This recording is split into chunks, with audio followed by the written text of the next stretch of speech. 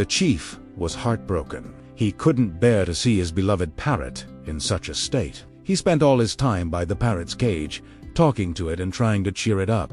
Meanwhile, the parrot was pretending to be very sick. It had convinced the chief and his men that it was genuinely ill. The chief was so distraught that he offered the parrot a reward of 10,000 gold coins if anyone could cure it. This reward was unprecedented in the history of the kingdom. No one had ever received such a large sum of money for curing a sick animal.